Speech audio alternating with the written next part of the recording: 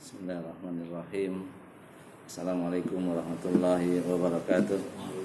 Innal hamdalillah nahmaduhu wa nasta'inu wa nastaghfiruh wa na'udzu billahi min syururi anfusina wa min sayyiati a'malina may yahdihillahu fala mudilla lahu wa man yudlil fala hadiyalah.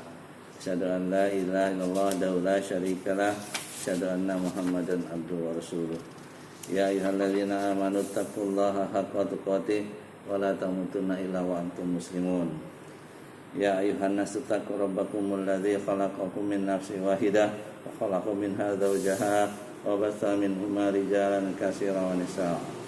Fattaqullaha alladzi tasaaluna bihi wal arham innallaha kana 'alaikum raqiba. Ya ayyuhalladzina amanu taqullaha wa qulu qawlan sadida yuslih lakum a'malakum wa yaghfir lakum dzunubakum wa may yuti'illah wa rasulahu faqad faza fawzan 'azima. Amma ba'du fa inna asdaqal hadisi kitabullah wa khairal hadi Muhammad sallallahu alaihi wasallam wa sharral umuri muhdatsatuha fa inna kulla muhdatsatin bid'ah wa kulla bid'atin dhalalah wa kulla dhalalatin finnar. Kita masih syarah akidah ya, Ahlussunnah wal Jamaah. Sekarang masuk ke bab ke-53 tentang atau judulnya ziarah kubur. Nabi sallallahu alaihi wasallam menganjurkan untuk ziarah kubur ke pemakaman kaum muslimin karena ziarah kubur mengandung banyak manfaat. Manfaat ziarah kubur antara lain akan melembutkan hati, mengingatkan kita kepada kematian, dan mengingatkan kita akan negeri akhirat. Sebagaimana sabda Rasulullah sallallahu alaihi wasallam, dahulu aku pernah melarang kalian untuk ziarah kubur. Sekarang ziarahilah kubur karena ziarah kubur dapat melembutkan hati, meneteskan air mata, mengingatkan negeri akhirat, dan janganlah kalian mengucapkan kata-kata kotor di dalamnya. Hadis riwayat Al-Hakim bab 1 halaman 376 dari sahabat Anas bin Malik radhiyallahu anhu dengan sanad yang hasan.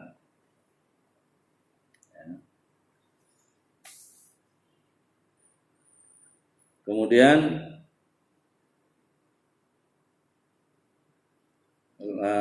selanjutnya hadis beliau, ini nahaitukum an ziyaratil kubur fazuruha fa inna fiha ibratan. Artinya sesungguhnya dulu aku telah melarang, hampir sama makna ya. Sesungguhnya dulu aku telah melarang kalian dari ziarah kubur. Maka sekarang ziarahlah kubur. Sesungguhnya pada ziarah kubur itu ada pelajaran bagi yang hidup. Ini hadis riwayat Ahmad bab 3 halaman 38 dan Al-Hakim dan Al-Baihaqi. Sedangkan Al-Hakim berkata hadisnya sahih sesuai dengan syarat Muslim dan disepakati oleh Az-Zahabi. Kenapa dulu dilarang? Karena dulu orang meratap, ya kan? Kalau ziarah kubur jadi berlebihan lah gitu ya. Tuh. Karena orang belum paham tentang tauhid. Jadi begitu orang udah paham tentang tauhid, maka dianjurkan untuk berziarah kubur. Mengenai perbuatan yang dilakukan orang di kubur dan ketika ziarah kubur ada 3 macam. Ya. Yang pertama, ziarah yang disyariatkan yaitu ziarah kubur dengan tujuan untuk mengingat mati, ya, mengingat akhirat, untuk memberikan salam kepada ahli kubur dan mendoakan mereka atau memohonkan ampunan untuk mereka. Ya. Ini peringatan tidak boleh memohon ampunan untuk orang kafir meskipun orang tua sendiri atau kerabat. Ya. Dalilnya Quran surat At-Taubah ayat 113. Karena Nabi pernah mendoakan orang tuanya ya, dilarang. Iya, orang tuanya dilarang. Nabi sedih, karena kalau aku bicara boleh, ya kan? Tapi mendoakan nggak boleh. Gitu. Nabi sedih ya, karena ya berarti orang tua Nabi kafir ya kalau misalkan dalil ini. Yang kedua, ziarah yang bid'ah, tidak sesuai dengan kesempurnaan tauhid. Ini merupakan salah satu sarana perbuatan syirik. Di antaranya adalah ziarah ke kuburan dengan tujuan untuk beribadah kepada Allah dan mendekatkan diri kepadanya di sisi kuburan, atau bertujuan untuk mendapatkan berkah, menghadiahkan pahala kepada ahli kubur, membuat bangunan di atas kuburan, mengecat, menembok dan memberinya lampu penerang serta menulis nama di atas nisan. Itu nggak boleh tuh, menulis nisan gitu kan, nggak boleh. Makanya di Mekah kan nggak ada kan, di Baki itu nggak ada, batu-batu semua kita lihat. Batu, mana hebatnya orang sana tahu ya. Ini kuburan si A, kuburan si B, kuburan si B. Iya tahu gitu. Jadi hilang masalahnya. Iya. Berarti dia hilang fondasi. Ya hilang. Tapi tetap ditandain sih, ditinggiin. Itu kuburan anak saya itu ya di situ Pak. Saya kasih batu aja, bawa batu dari sini saya gede. Tancap plok. Tapi bersih terus sih. Sebenarnya saya nggak pernah bayar. Habis waktu itu saya bayar, minta duitnya nggak dibener-benerin. Maksud saya biar agak tinggiin dikit gitu. Boleh tapi tinggiin dikit, jangan tinggi banget ya. Biar menandakan aja bahwa itu adalah kubur itu ya kan gitu. Tapi nggak pernah saya bayar lagi sekarang tuh, nggak tahu dah. Bongkar kali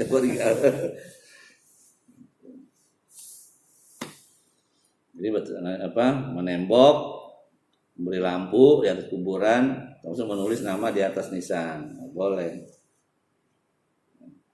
Sini dijelaskan bahwa itu bid'ah. Dalam sebuah hadis disebutkan Rasulullah SAW melarang untuk menembok kuburan, duduk-duduk di atasnya dan membuat bangunan di atasnya, atau ditambah tanahnya, atau ditulis atasnya, ditulis nama pada nisannya. Hadis riwayat Muslim nomor 970 dan 94, Abu Daud, Tirmizi dan yang lainnya ya. Dari sahabat Jabir bin Abdullah radhiyallahu anhu. Tambahan pertama dalam atau ditulis atasnya ditulis nama pada ini, maksudnya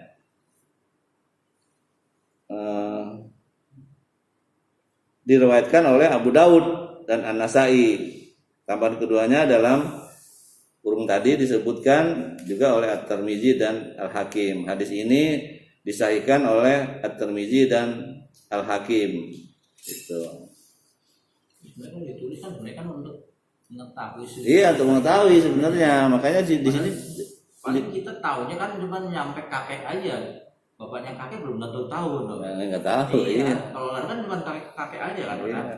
Nah saya tahunya kan mbah saya. Bapak, mbah ya. Belum tentu bapaknya mbah saya tuh tahu ini anak saya. Nggak tahu. Iya, Kan? Makanya di situ ditulis oh ini orang tua ini. Untuk ya istilahnya kelihatan aja berarti.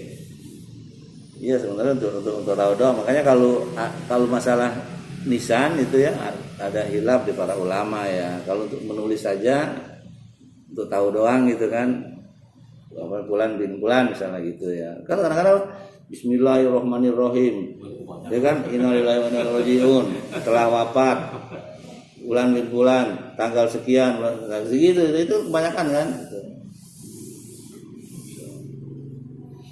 Itu kalau ikutin Nabi ya. Tapi apa juga sih gunanya gitu kubur gitu loh, udah mati gitu kan ya. Waktu pertama-tama dong yang sedih sih kita ya, sebulan, 2 bulan, ya, mungkin setahun masih ya kan, mungkin ya, kadang-kadang 3 bulan gue udah lupa, apalagi, ya kan, salah siapa istri kita atau suami kita atau anak kita ya kan, masih sedih kita, bulan 2 bulan, setelah itu mah goodbye, ya kan. Jadi nggak boleh duduk itu kenapa alasannya tuh? Hah? Nggak boleh duduk di atasnya berarti ada tempat ya karena batu atau nisan ya. Ini nggak boleh. Itu buat duduk-duduk berarti itu ada bangunannya kalau ada duduk-duduk itu kan. Iya, maksudnya kan orang kan buat duduk-duduk di situ, kan berarti ada bangunannya, Iya. seperti ada itu kan Ada nggak boleh. bangunannya. Di tanah juga nggak boleh sebenarnya duduk-duduk di situ. Makanya kalau kita ikut memakamkan orang kan ya, kita nggak boleh duduk-duduk itu, berdiri semua kan. Jadi kita lihat dari jauh atau dari dekat. Sebenarnya dari jauh aja sih, tugasnya aja itu. Begitu sudah selesai, kita datang ke kuburannya. Kemudian kita doakan di atas dekat kepalanya itu. Kita boleh duduk, boleh berdiri. Doanya cuma singkat, Allahumma sabbitu 3 kali, Allahumma firlahu atau Allahumma firlah, udah. Artinya Allahumma sabbitu, ya Allah teguhkan dia, kuatkan dia, karena dia akan ditanya itu. Tanya 3 hal. Siapa Tuhanmu? Apa agamamu? Kan itu. Siapa nabimu? Itu aja. Mudah kan kalau hidup jawabannya. Iya kan? Mudah. Kalau kita berdoa semoga yang dosanya di kuburan itu gimana? Boleh. Ini kan kita mendoakan dia, intinya mendoakan dia. Tapi nggak usah panjang-panjang, kan ada orang kan panjang-panjang. Ya, harinya Al-Fatihah kata dia itu kan, terus dibacain Yasin, dibacain Kulhu, dibacain macam-macam gitu kan. Itu yang tidak ada contohnya dari Nabi. Gitu. Duduk poin aja Pak ya? Hah? Duduk poin aja Pak. Iya, ya Allah kuatkan dia, maksudnya Allahumma sabbitu, ya Allah kuatkan dia ya Allah. Kan dia kan ditanya maksudnya itu kan. Kemudian ya Allah ampunilah dia, Allahumma firlahu, atau kalau Allahumma firlah, ya Allah ampuni dia dosanya, sayangi dia, kira-kira begitu. Cuman itu aja, itulah yang diharapkan oleh si mayit. Bukan Al-Fatihah untuk orang hidup, ya kan? Kita perhatiin, alhamdulillahirabbil alamin, segala pujiannya milik Allah kan? Ya kan? Alhamdulillahirabbil arrahmanir rahim, Maha Pengasih lagi Maha Penyayang, kan semua pujian Allah semua kan? Maliki yaumiddin, yang menguasai hari pembalasan. Iyyaka na'budu, aku hanya menyembah padamu. Wa iyyaka nasta'in. Gitu. Bukan orang mati udah nggak bisa cari jalan lagi gitu. Kalau ke jalan lurus, bagaimana mau jalan lurus sudah wafat, ya kan? Tinggal pertanyaan. Kita tuh kalau ditanya dengan orang asing kan kaget juga loh Pak. Gak usah kita mati ya. Hidup aja nih. Kalau ada orang asing, ada presiden misalnya nanyain kita, atau polisi misalnya ya, nanyain kita, mana orang tua kamu? Ditanya begitu kan kaget juga kita. Mana anak kamu? Jangan narkoba nih, kan takut juga gitu kan gitu. Karena orang asing. Gitu. Begitu juga dalam kubur itu. Kalau di situ kalau kita orang beriman, kita pasti bisa jawab. Gitu. Karena Allah beri kekuatan untuk menjawab itu. Kalau kita nggak bisa jawab, diambil bersih, dipentung kita sama malaikat itu, masuk dalam tanah itu kan, ambil lagi, udah siksa terus menerus di situ. Gitu.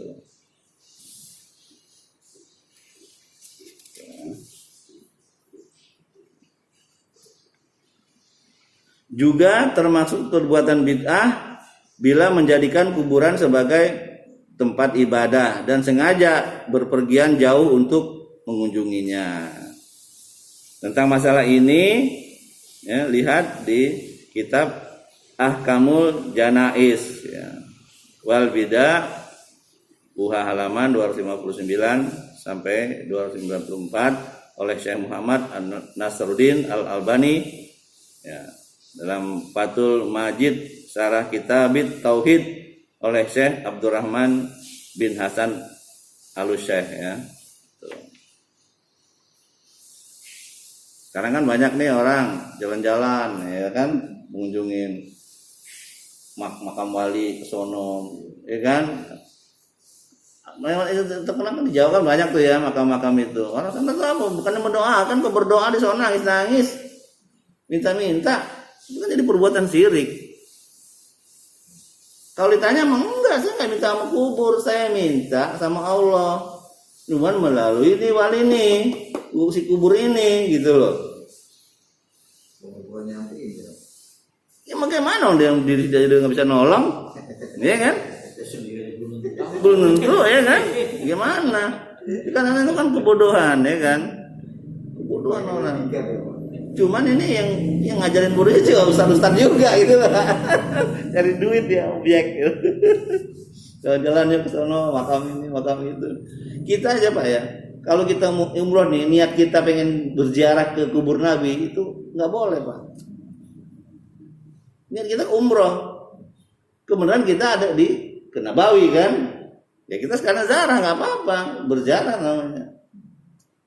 Ziarah ke makam Rasulullah. Jadi kalau kita niat semata-mata untuk ziarah ke makam Rasulullah dari di Indonesia misalnya gitu, nggak boleh hukumnya. Gitu. Padahal kita mau umroh kan gitu kan. Kalau sekarang umroh kan nggak sampai Nabawi sekarang kan, cuma Mekah doang. Ya kan? Mekah doang sekarang ini masa pandemi ini kan. Nggak boleh kan? Nggak boleh.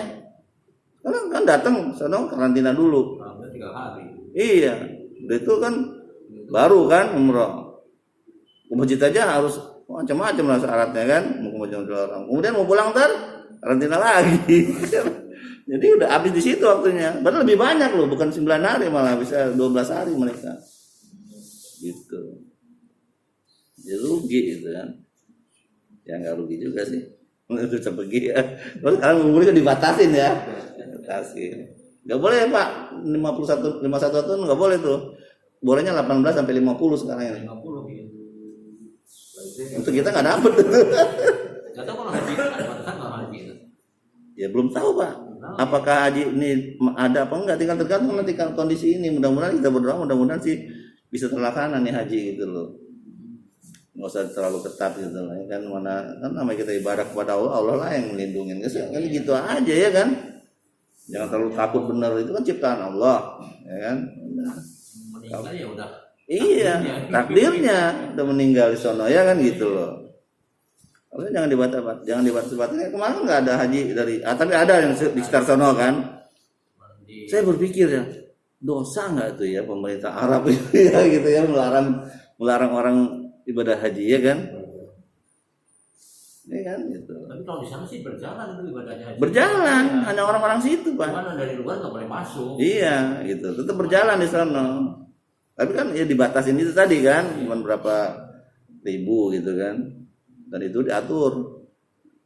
Cuman sekarang kamu dipanggil kayak buat tampang itu nggak boleh mepet ke ini. Iya. Ka'bah. Jadi kalau mau ajaran nggak bisa. Nggak bisa.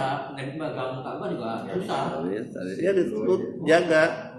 Berarti di kan pakai Pagar, di pagar. pagar. Pagar dijaga juga. Ajar Ismail nggak tahu bisa masuk, masih bisa masuk nggak? Kayaknya di pagar juga itu semua keliling itu sampai sampai izin Ismail ya. Nah, kalau bisa masuk ke situ ya berarti numpuk di situ juga. Iya. Cuman saya lihat sih ya di TV itu dia terbatas. Jadi misalnya nih berapa puluh orang. Ntar yang mau umroh lagi nih, mau tawaf lagi, tunggu dulu di belakang. Selesai nih baru masuk. Gitu. Kemudian yang selesai tawaf kan dia sa'i kan gitu. Iya bergilir, jadi nggak pernah numpuk di situ. Jadi dijaga benar-benar. Ya, mudah-mudahan aja nih pandemi Allah angkat ya supaya bisa lancar lagi ya ibadah kita orang-orang muslimat terutama. Selanjutnya Rasulullah SAW bersabda tentang larangan untuk mengadakan perjalanan dengan tujuan ibadah ke tempat-tempat selain dari 3 tempat. Ya. Tidak boleh mengadakan safar atau perjalanan dengan tujuan beribadah kecuali ke 3 masjid. Nah, Masjidil Haram, Masjid Nabawi, dan Masjidil Aqsa. Tuh. Kalau kita mau niat kita mau ziarah kubur, nggak boleh itu. Niat kita ke masjid itu.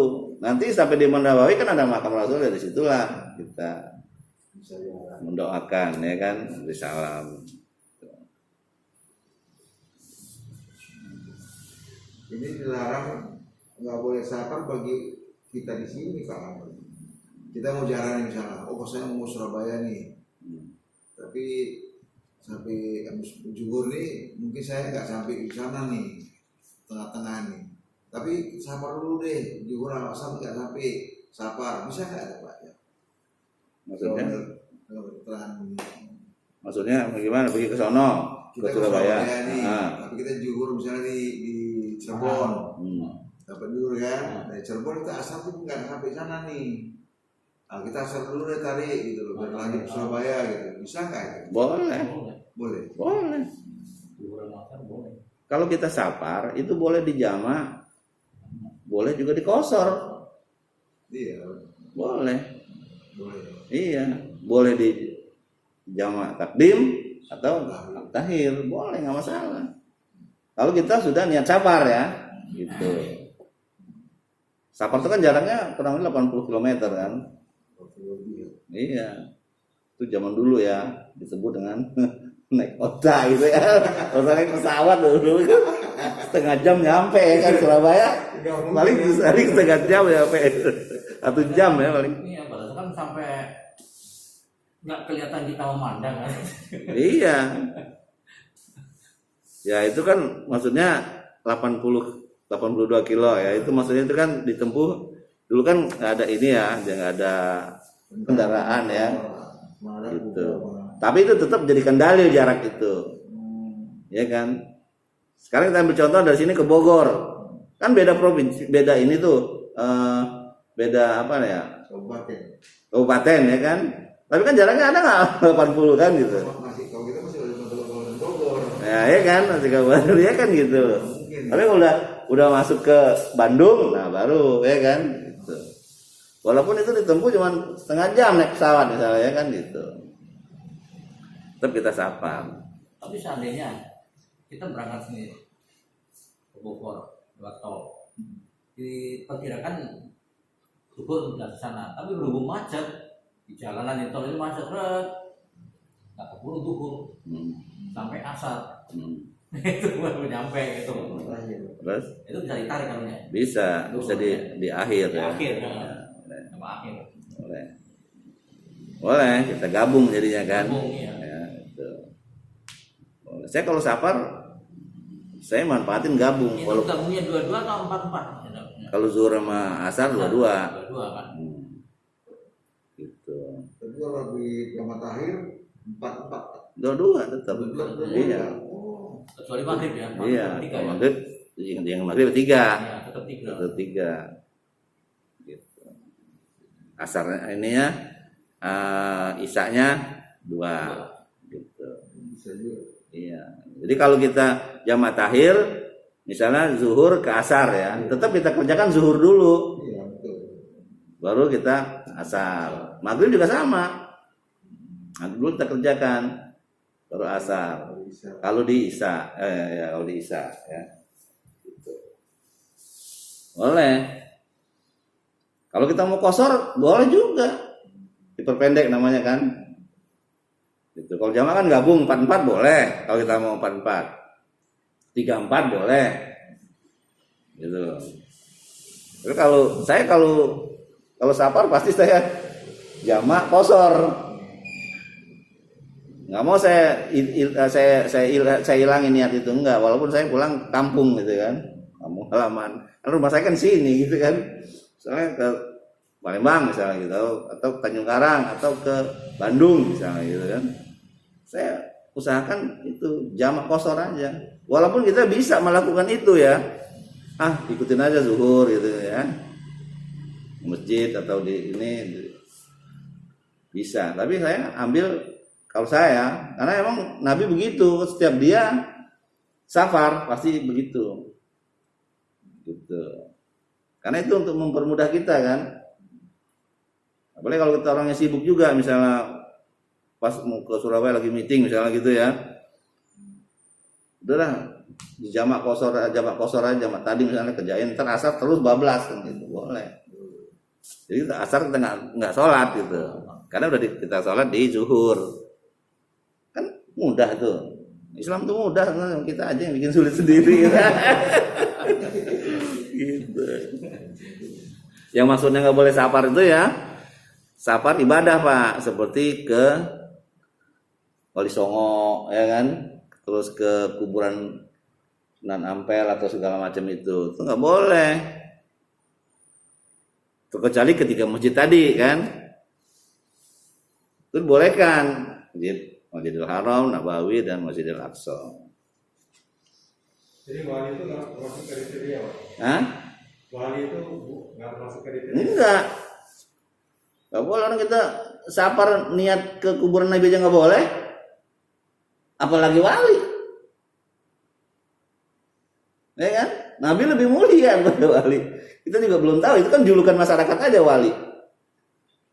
Ya kan? Dia wali Allah atau wali setan kita nggak tahu kan? Gitu. Karena udah terkenal aja, wali Songo misalnya, Wali Ampel ya, Sungai Ampel ya. Iya. Tapi ramai ini. Rame Pak. Itu kan apa yang ngajaknya Ustadz? Karena objek kan mereka. Iya kan, jalan-jalan yuk, jalan-jalan apa namanya?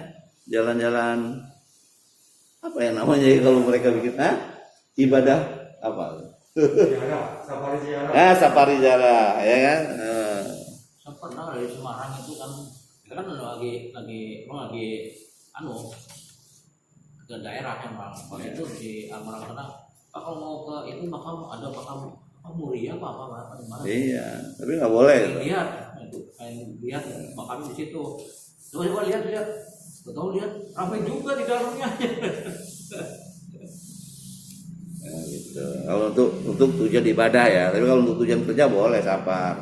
Misalnya ada kawinan saudara kita di mana boleh lah. Misalnya di Surabaya kita ada diundang sama saudara kita, boleh kita ke sana. Karena kita lihat kita kan bukan untuk biada kunjungan ke wali-wali segala macam itu. Iya. Ya walau alam ya, kalau pengen tahu itu ya. Tapi kalau ke wali-wali itu nggak boleh ya Pak? Nggak boleh. Kalau kita niat safar, ke Wali Songo, Sungai Ampel segala macam itu nggak boleh. Haram malahan. Tapi kalau tamasnya gitu, biar Ya, masalahnya jangan ke situ lah. Sama. Sama, itu kan cuma beda nama doang. Tamasya, ya kan? Tujuannya mau berdoa di sana kan gitu. Kan saya jalan-jalan Pak, tamasya. Saya nggak jarang kayak gitu. Tadi ya, yang satu ziarah yang disyariatkan, terus ziarah yang bid'ah. Sekarang ziarah kubur yang syirik, yaitu ziarah yang bertentangan dengan tauhid. Misalnya mempersembahkan suatu macam ibadah kepada ahli kubur, seperti berdoa kepadanya sebagaimana layaknya kepada Allah, meminta bantuan dan pertolongannya, bertawaf di sekelilingnya, menyembelih kurban ya, dan bernazar untuknya dan lain sebagainya. Seorang mukmin tidak boleh memalingkan ibadah kepada selain Allah. Perbuatan ini adalah syirik besar ya, dan mengeluarkan seorang dari Islam bila sudah terpenuhi syarat dan tidak ada penghalangnya. Maksudnya syarat itu ya orang itu kasih tahu dulu gitu loh, bahwa ini nggak boleh nih, syirik besar gitu kan.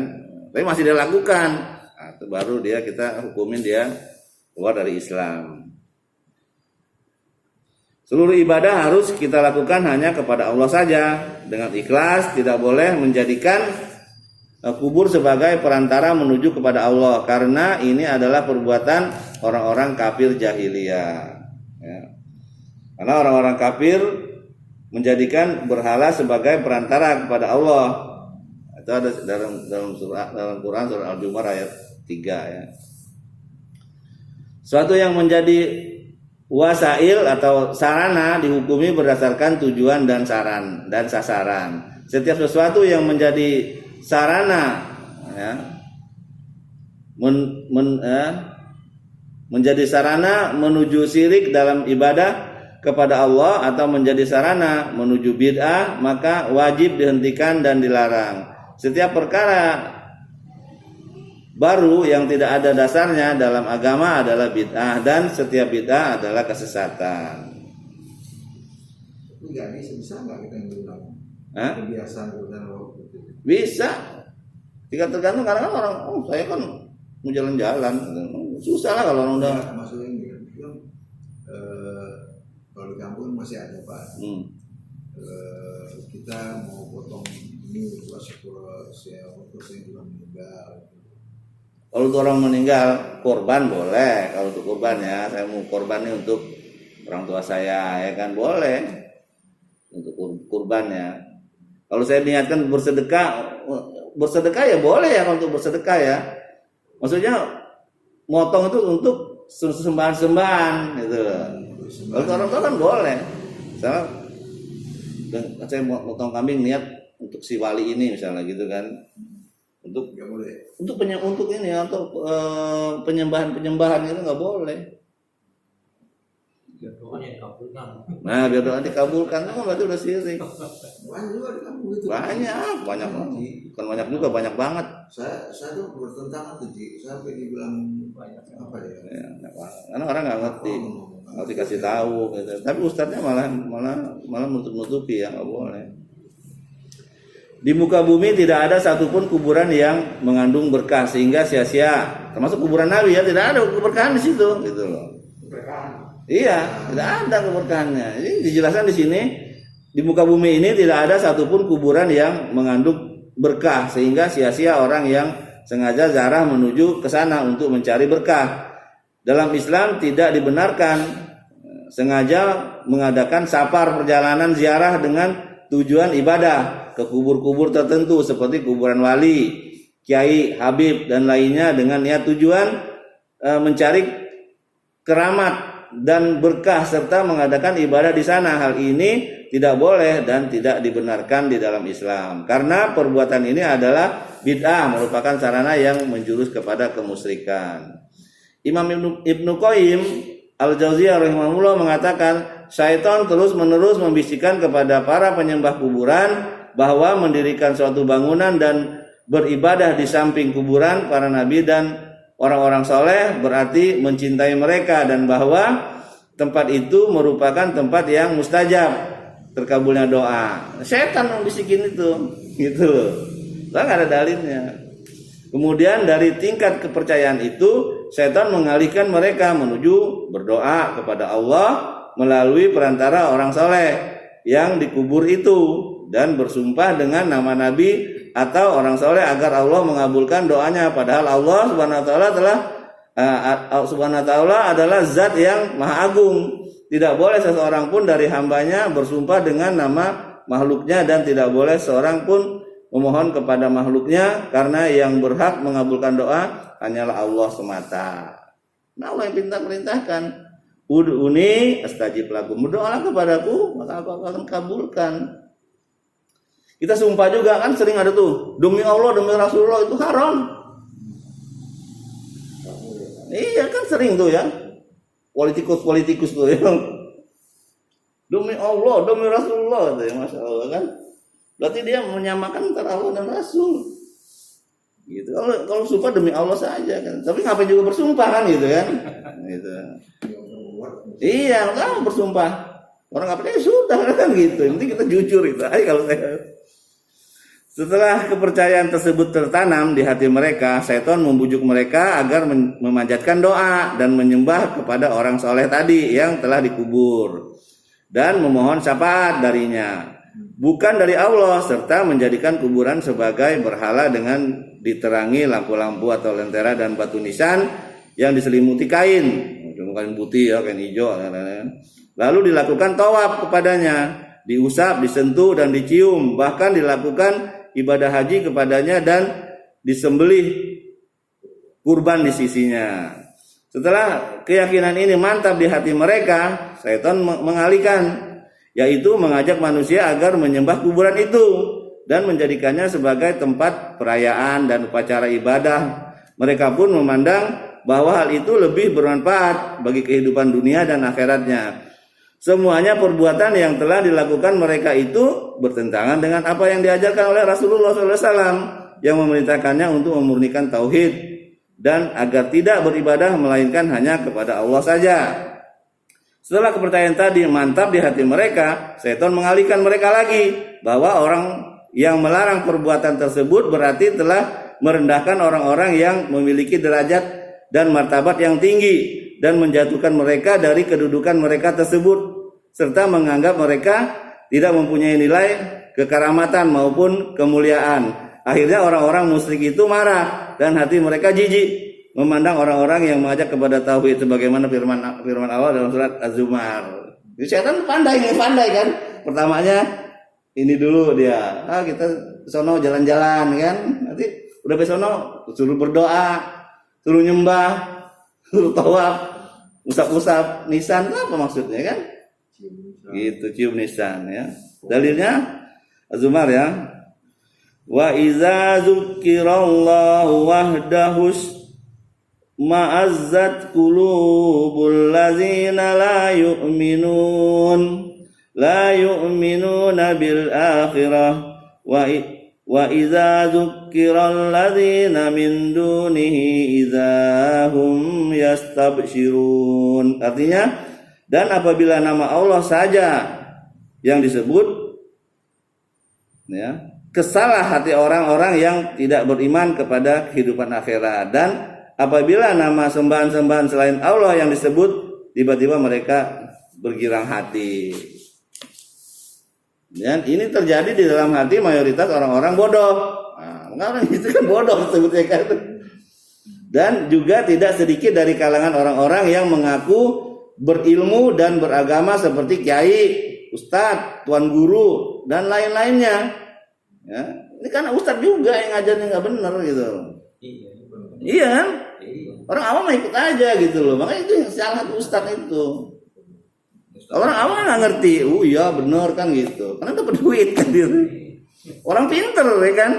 Pinter dia. Kiai, ustadz. Kalau kiai itu kan pakai ginian terus tuh. Itu kiai itu udah terjulukinnya. Itu kan? Iya, kan ada tuh dia pakai selendang kan gitu kan. Nah, itu kiai itu. Gitu. Yang pakai selendang kiai, Pak. Kiai itu. Makanya kalau nggak dipanggil kiai marah dia. Gitu. Yang melakukan demikian sehingga mereka memusuhi orang yang mengajak kepada tauhid, yaitu orang yang mengajak untuk beribadah hanya kepada Allah saja dan tidak kepada yang lainnya, dan menuduh mereka dengan tuduhan-tuduhan keji. Akibatnya banyak orang yang menghindar dan menjauh dari orang-orang yang mengajak kepada tauhid, dan mereka berwala atau loyal atau setia kepada orang yang mengajak kepada kemusyrikan dengan mengklaim bahwa orang yang mengajak kepada kemusyrikan adalah para wali Allah dan para penolong agama dan Rasulnya sallallahu alaihi wasallam. Ya, Allah Subhanahu wa taala membantah hal itu dalam firman-Nya dalam surat Al-Anfal ayat 34. Wa ma kanu awliya'ah in awliya'uhu illal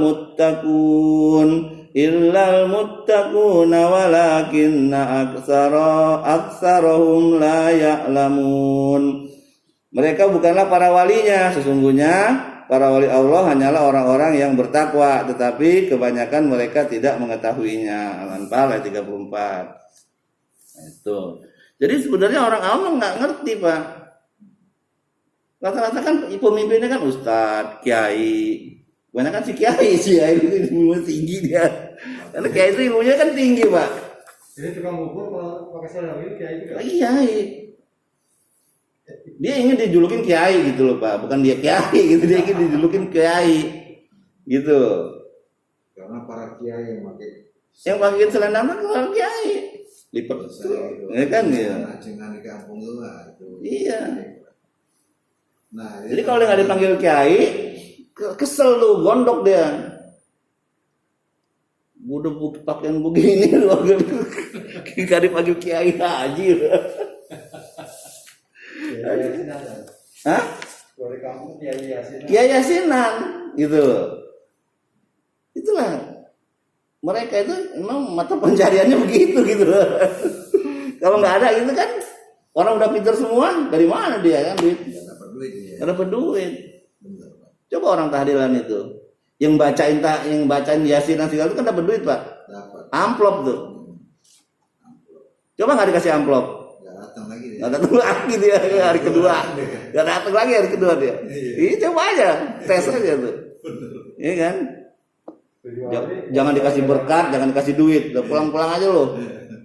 Datang nggak dia besok? Nggak bakalan. Begitu tahlilan nanya ada orang tuh. Pelit banget tuh tuan rumah katanya. Di sini juga gitu Pak. Banyak Pak, bukan di sini aja. Itu baknya Pak Jono tiap hari ya. Tiap orang tuh nyari ini buat siapa nih? Pak Yono nggak ada. Itu. Makanya waktu tahu Pak Bintang bingung juga. Iya kan? Iya. Ngambil dari sana, di sholat sana. Oh, iya. Karena mau ngambil musola sini, pas itu nggak ada yang mau ya Iya. asinan. Senang. Tapi sebenarnya Pak Bintang udah ngerti. Aduh maaf ya, udah ngerti dia. Cuman kan saudara-saudaranya yang lain susahnya kan gitu Pak. Gitu. Oh ini nggak ada nih di mana? Nggak ada yang doa. Siapa yang doa nih? Iya. Makanya ya, jadi ya. Itu. Saya memang kejadian juga sih Pak di RT kita tinggal di mana Pak. Saya undang waktu saya ngaji di situ terus. Itu yang siapa yang di situ tuh yang jalan Anggur Raya itu kan dulu kan pernah kan ya. Kata Pak Bejo, "Sono masjid aja no, masjid banyak," kata Pak Bejo kan gitu ya. Di itu ya. Di sebelahnya itu ya. Yang cewek itu ya Pak. Iya yang perempuan itu yang meninggal. Enggak, saya waktu itu kan diundang Pak, dipanggilin sama Pak. Pak Jono, ayo ikut kemana? Ayo ikut aja. Rupanya ada beberapa orang, orangnya dicari orang tertentu aja. Saya ke situ Pak, pembukaan kafe yang di Jeruk Raya dekat kafe itu Pak, yang dekat lapangan foto kita. Lapangan itu kotoran. Kan buat kafe tuh. Oh, Ke situ. Rupanya baca Yasinan. Yang itu sih. Iya. Asikin. Sekarang kan orang tuh gini Pak cara ngundangnya. Kan orang kalau bilang tahlilan kan udah baca yang pinter nggak mau kan.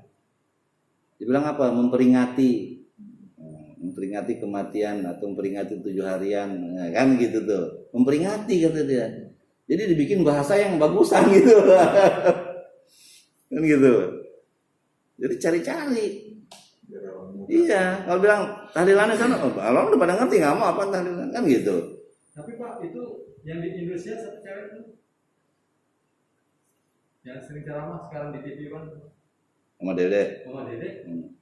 Orang mana tiga itu? Siapa yang orang kayak sendiri di TV? Kan dia nggak paham. mungkin maksudnya bukannya anu, Kan ada yang nanya. yang ya itu mungkin maksudnya nggak boleh, bukan mungkin nggak boleh baca Yasin. Siapa yang melarang baca Yasin? Boleh aja. Boleh baca Yasin boleh. Nggak ada yang larang baca Yasin. Nggak ada yang larang gitu. Mungkin jawabannya itu. Mungkin Istilah pertanyaan. Yasinan itu kan udah melekat begitu. Mungkin kalau mau membayar tahlilan boleh nggak gitu. Kalau membayar Yasin boleh nggak? Ya boleh aja. Yasin kan Quran juga. Iya. Tapi kalau alu bidah tuh dia banyak retorika, banyak apa alasan Pak ya, ngeles lah istilahnya. Itu mereka itu. Jadi kan baca orang-orang tahlilan tuh apa kan menyebut nama Allah katanya kan. Terus baca Yasin. Di mana salahnya? Katakan gitu. Lu nggak salah baca Yasin, nggak ada yang larang bacaan. Yang salah itu lu memperingati kematian. Itu. Tahlil, tahmid boleh nggak? Boleh. Nggak ada yang larang kan? Itu. Yang tidak boleh itu tadi. Memperingati, merayakan kematian. Nggak boleh. Orang sedang bersedih kok dirayain. Tapi kalau seandainya kan kita ngumpul-ngumpul, kita baca Yasin, bukan tahlil, nggak apa-apa. Nggak boleh juga. Untuk memperingati kita ngumpul aja. Ya, kalau ngumpul itu kita ya misalnya ngumpul ya kayak kita gini nih misalnya ngumpul kita ngaji nih satu ya hanya udah pinter semua tapi itu nggak boleh Pak. Tapi kalau kita ini kan belajar dibolehkan. Misalnya tadarusan gitu kan, tadarusan gantian saya bentar baca ini ntar dilanjutin itu nggak boleh. Mendingan baca sendiri kalau mau.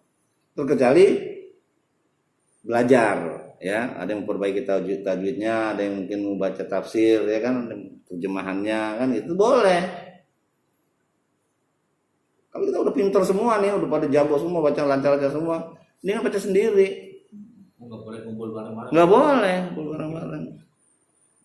Kalau target khatam gitu Pak. Tapi kamu sendiri-sendiri. Nggak boleh misalnya kamu 1 juz, ini 1 juz, 1 juz 30 orang. Khatam itu enggak lah. Kita tetap dapat 1 juz kita tetap. Itu yang Nggak boleh, itu namanya tadarus itu nggak boleh. Oh, jadi nggak boleh. Nggak boleh. Ya Pak ya. Nggak ada dalil. Satu juz bersama nggak boleh. Enggak. 1 juz bersama gimana? Iya, yang dimaksud target kita 1 juz gitu, 1 juz khatam gitu, malam ini gitu. Ya, sendiri aja, nggak usah rame-rame. Bacanya sendiri-sendiri kalau udah masing-masing sama-sama pinter. Gitu. Kalau kita ini kan belajar, ya kan, baca Quran. Baca Qurannya nggak usah belepotan istilahnya kan. Ada yang membenarkan, gitu. Oh ini salah bacanya begini. Nah itu boleh Berarti belajar ya. belajar. Memang itu ada dalilnya dianjurkan. Sebaik-baik manusia adalah orang yang belajar Quran dan mengajarkan. Gitu. Kalau kita udah pintar semua, mendingan baca sendiri Jadi kalau masing-masing. yang sekarang di Al-Masjid itu setiap bulan Ramadan baca sekian juz, nanti Nggak boleh. musim. Nah, kita sebulan kemudian Nggak. hatam 30 juz, enggak ya? Enggak, Enggak ada dalilnya. enggak ada dalilnya. Tapi kalau target kayak gitu tadi katakanlah itu yang Pak John bilang tadi target terhadap 6 hari. 6 hari harus khatam.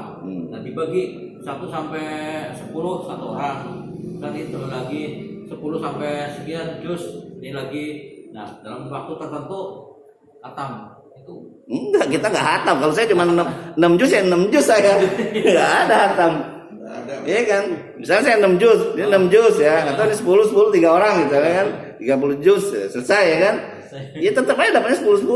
Iya. Daripada 10 enggak ada. Enggak hatam, enggak 30 juz. Gitu. Iya, benar. Gitu. Jadi kalau kita udah mahir baca Al-Qur'an ya kan. Kita boleh baca sendiri-sendiri walaupun kita di sini. Gitu. Boleh. Seperti bulan Ramadan misalnya kan gitu. Baca itu. Ya, itu aja ya yang dapat saya sampaikan. Semoga ini bermanfaat untuk diri kita, untuk menjadi bekal amal kita di akhirat kelak ya. Nah, apa yang benar itu milik Allah, apa yang salah itu dari diri saya dan saya mohon ampun kepada Allah karena kebodohan diri saya. Subhanakallah bihamdik, asyhadu an la ilaha illa anta, astaghfiruka wa atubu ilaik.